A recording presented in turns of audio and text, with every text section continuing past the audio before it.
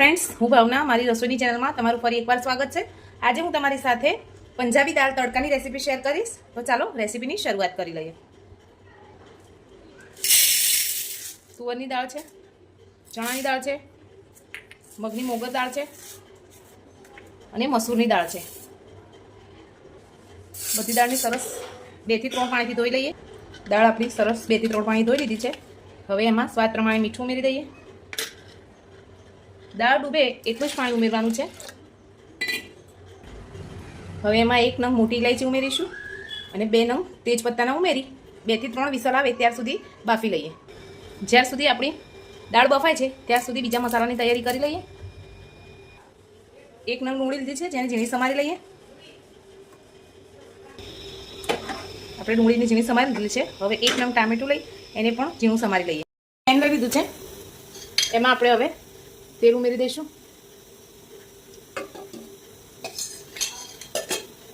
હવે એમાં 8 થી 10 નંગ લસણ અને 1 આદુનો નાનો ટુકડો ઉમેરી દઈએ। 4 થી 5 નંગ સૂકા લાલ મરચાં છે। તમે તમારે કેવી રીતે તીખાશ કેટલી ખાવ છો એ પ્રમાણેના મરચાં એડ કરવા। હવે એને થોડી વાર ફ્રાય કરી લઈએ। હવે આપણા મરચાં અને લસણ ફ્રાય થઈ ગયા છે, એને મિક્સિંગ બાઉલમાં કાઢી લઈએ, પછી ક્રશ કરી લઈએ એને। હવે એ જ તેલમાં આપણે ઝીણી સમારેલી ડુંગળી એડ કરી દઈએ। ડુંગળી આપણી ફ્રાય થવા આવી છે એટલે હવે એમાં ટામેટા ઉમેરી દઈએ। ઝીણા સમારેલા લીલા મરચાં છે 2 નંગ એ ઉમેરી દઈએ। આપણે આગળ દાળ બાફવામાં મીઠું નાખેલું છે એટલે એ પ્રમાણે આમાં સ્વાદ પ્રમાણે મીઠું ઉમેરી દઈશું। ટામેટા મરચાં અને ડુંગળી આપણા સરસ ફ્રાય થઈ ગયા છે। હવે આમાં આપણે જે લસણ અને લાલ મરચાંની પેસ્ટ બનાવેલી એ ઉમેરી દઈએ। હવે આમાં આપણે લાલ મરચું પાવડર અને હળદર ઉમેરી દઈએ। 1/2 ટેબલસ્પૂન જેટલું ધાણા જીરું પાવડર ઉમેરી દઈએ। મસાલો સરસ રીતે ચડી જાય એની માટે આપણે થોડું અંદર પાણી ઉમેરી દઈએ। મસાલામાંથી તેલ પણ છૂટું પડી ગયું છે। હવે આપણે જે બાફીને રાખેલી છે એ દાળ એડ કરી દઈશું।